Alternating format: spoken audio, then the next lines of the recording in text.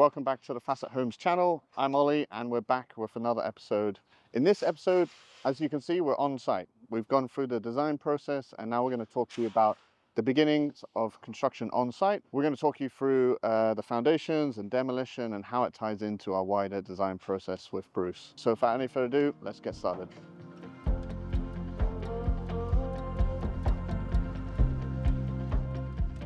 Okay, so we're now on site. I'm joined with Bruce again, our founder. So we're going to walk through some of the beginning parts of the project. And of course, for this project, I know a lot of clients sometimes have a house that they demolish. Sometimes it's a, untouched piece of land.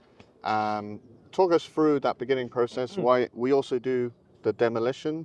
Sure. Why do we do it? And, why is this an important stage? Yeah, so a lot of customers come to us and have previously looked at maybe extending their properties, but realise the limitations of what the existing property is, then it's not worth keeping or too expensive to do a major refurb. And the next best alternative is to knock it down and start again. So majority of our projects are, a client has an existing house to demolish, quite often, something that's just not of very good quality, like the house that was here on this site, which we knocked down just a couple of weeks ago. Talk to us about the process of going from that design stage to demolition, groundworks, and what unfolds in this series of events. So once we've got planning permission, we roll straight into a technical design exercise for groundworks, utilities, drainage, sewage connections. So we've designed all of that ourselves, whilst also in parallel getting ready with the contractors to come and build it. So we're thinking about the whole sequence. It's not kind of like design and then build. Design and build all happens at the same time.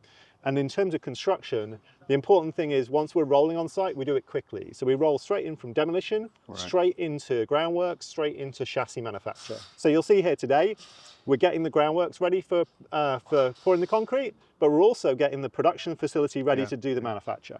The MicroFactory is being assembled as we speak, which is pretty cool to see. I think the really good point you made was the speed that we can go from planning to this. So this came out of planning in October, and then we knocked the house down in December. So just before Christmas, the house is knocked down. Literally first day of January, we're on site building the house. So it's the streamlining of all of the processes from design to construction, manufacture, all compressed. That's what really saves us the time. Yeah. So with traditional construction, to get to this stage could take you almost another year. Yeah, so in a typical traditional construction process, your architect does all these design details, then it goes out to tender, then lots of contractors look at it, some of them get a price back, then it takes a while to negotiate with the contractor, then you realise it's too expensive and you change the design, and then you say, I want to appoint this contractor to do it, and then you've got another 3 months of mobilisation. You'll lose 9 months to a year just waiting to do that. We'll do it in 3 months. Yeah, so this is where we save an incredible amount of time going from that design to construction. Yeah.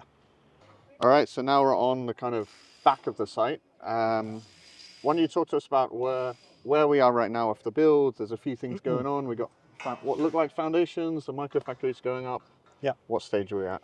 So we are just kind of getting ready to pour the concrete. Concrete's going to be poured next week. So we've got our foundation system going in parallel. We've just completed the drainage, is all done. There's a soakaway system at the front, which just went in last week. And we're also getting the mobile MicroFactory set up and ready for production. So as soon as the concrete is poured, we roll straight into manufacture. Another question I always get with inquiries is, do we do the foundations? Yes. Which is a key part. Why do we do it? So what you'll find is some companies in the kind of sector that we're in don't get involved in foundations. They just want to focus on the bit that they manufacture, the house and some of the rest of it. We actively have taken on the groundworks contracting and become experts in civils infrastructure, groundworks ourselves, because it's critical to the overall success of the project. You can manufacture a house, but if your groundworks isn't done on time, you ain't going to do anything with it. So what we want to have is total control over the entire process, and that's both in terms of design, the product supply, like the foundation system that we buy in for it, the steelwork that we buy in for it, the ground worker who we work with who's installing it, and then in this case we've got scaffolder putting the canopy over the MPF and the delivery of the actual manufacturing equipment. So everything's rolling in tandem. That's why it's really important for us to get control of the groundworks. We can keep the program going, and that's what allows us to just speed everything up. Absolutely. Talk to us a little bit about the foundation system. This is quite a unique looking, almost modular, foundation system. AFT, what is it? So we've experimented with loads of different foundation systems since inception, and there's a lot of different products on the market. This one in particular we've chosen as our primary foundation system because it's accurate and clean, but it's also super insulated, right? So it's a super insulated raft system that we actually buy in from a Swedish manufacturer. It's basically, it thermally breaks the ground from the house. Yeah. So the foundations sit on the warm side, the concrete sits on the warm side, and this insulation sits against the ground and protects it from the coldness of the ground and keeps the house warm. So it's a passive house standard foundation system. It's essentially a giant jacket for the bottom of your house. So it's both insulation and it's also formwork. So it's self-forming. So you put down these simple angled blocks, really easy to install. There's little pegs that hold it together, and then at the end the concrete gets poured in, and you don't have to do anything else. You don't have to build temporary formwork.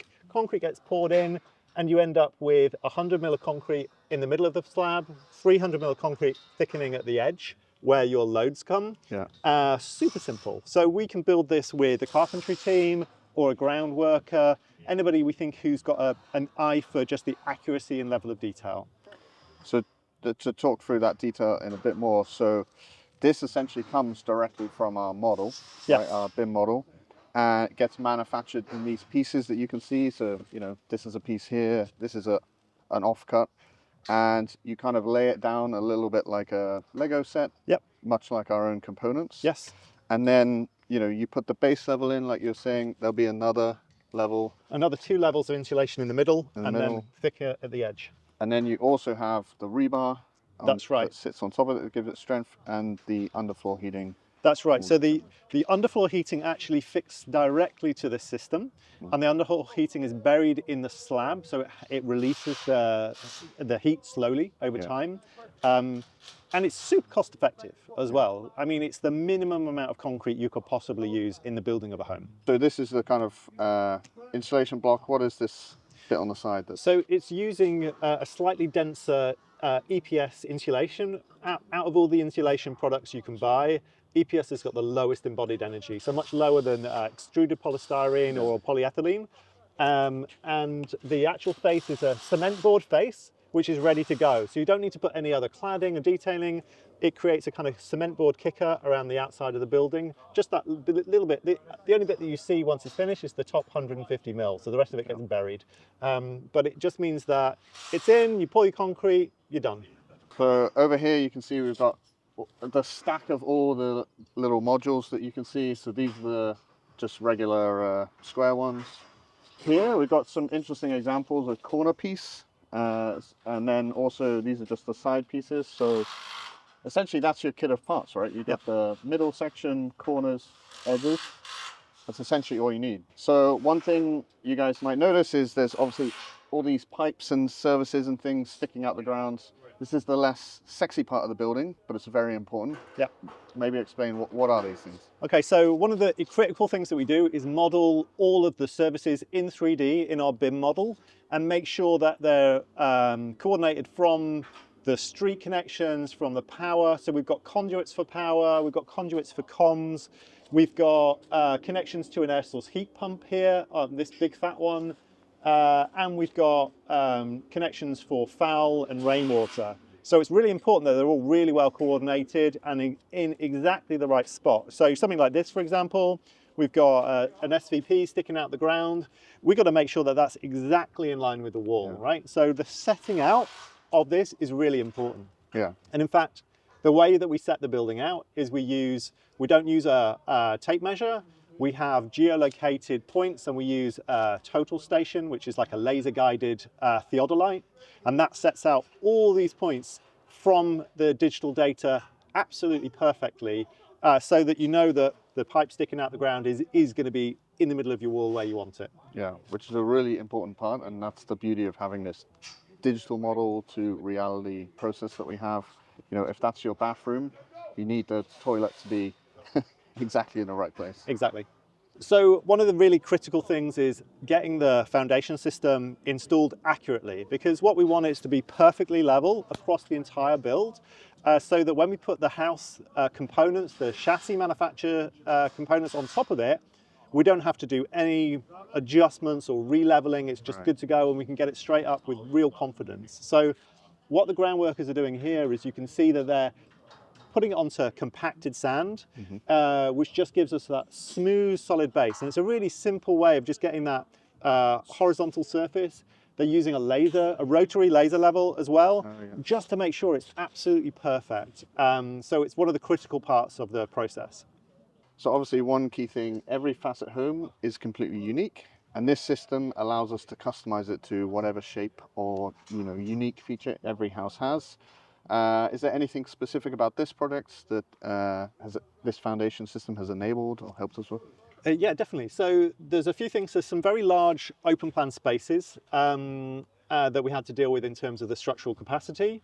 But specifically over here, there's a garage which is integrated into the building. It's actually thermally separated, but the flexibility in the foundation system allowed us to create whatever the client required, so without any kind of problem. Right. Maybe let's touch on how do we actually link this to the BIM model, and actually go from the digital to the real. So in the BIM model, we model everything in 3D. So we model the thickenings, the insulation, we model the underfloor heating system. All of it gets designed in 3D. And we do this ourselves to begin with, because we've designed so many buildings that we have an in-house engineer, and we'll set out all the thickenings, everything that we think it needs to be. And then we go to an independent structural engineer who does the quantifiable aspects. He does the calculations, tells us if there are any amendments we need to make. So between our kind of knowledge of the system and expert consultants, that's how we design the process. Okay, so we'll fast forward to the moments where we've come back and filmed this, but let's say we've got all the insulation down, we've got the rebar ready to go, the underfloor heating. Talk to us about the actual pour process. Yeah, so once all the steel work is in place, so there are rebar, which is reinforced steel cages that sit around the edge or underneath the walls. Once they're in place, there's also a steel mesh, which is just a grid of steel which sits in the middle, quite thin, lightweight. And then we're ready to pour the concrete. So the concrete gets poured in from a pump truck, and they pump in all the concrete, vibrate it so it's nice and level and fills all the gaps and all the bubbles come out. And this time we're going to try something slightly different in terms of finishing. So previously we had used power floating, which is like a big mechanical polishing disc, which gets a really, really beautiful smooth surface. But it has this negative effect of sealing it. It creates a kind of mirrored surface which seals some of the moisture in, which takes too long to dry out and can affect the timing of the floor installation in like 5 or 6 months down the line. Yeah. So what we're going to do on this particular pour is we're going to not power float it, but we're going to paddle float it, which is like a big long blue paddle. You basically pad it down, and you're kind of doing it a little bit more manually, and it gives you a very smooth finish, not absolutely perfect, but it allows the concrete to just cure and dry out in a slightly quicker process. We're also going to grind any areas immediately after pouring. So if there's any bumps, we'll come back with a grinding disc just to relieve any tension in the surface. And that means that when we come to put the chassis manufacture on, we don't need to do any kind of fine packing and leveling. Yeah. But there's also a period after the pour, so 5 days, where we can't fix anything to it.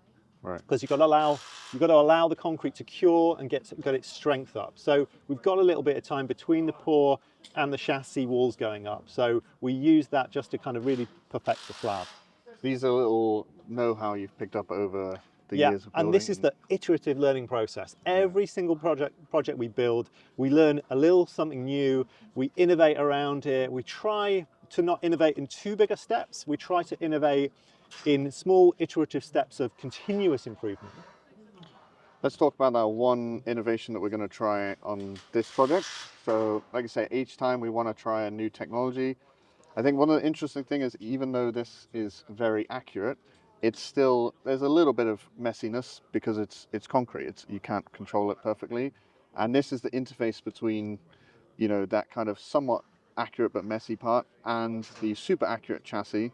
And we're trying out the HP SitePrint, which is a little robot we'll come back and film that is hopefully going to print the location of where the components go. Yeah, so what you've got is an extremely accurately set out foundation system in terms of the corners. So all the corners are geolocated.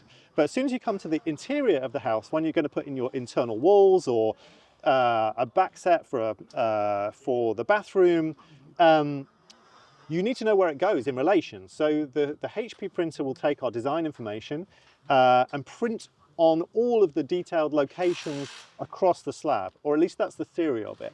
Because at the moment we have to set that out by hand, so we're setting out, taking tape measures, lots and lots of measurements to do, and there's only so many measurements you can take. So this process should increase the level of accuracy for the setting out of the components as we go through the construction. So we're here today testing out our new colleague here, Printy.